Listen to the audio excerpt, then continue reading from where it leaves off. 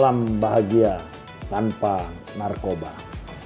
Saya Petrus Reinhard Golose, Kepala Badan Narkotika Nasional Republik Indonesia, mengucapkan selamat Hari Bakti Pemasyarakatan ke-57.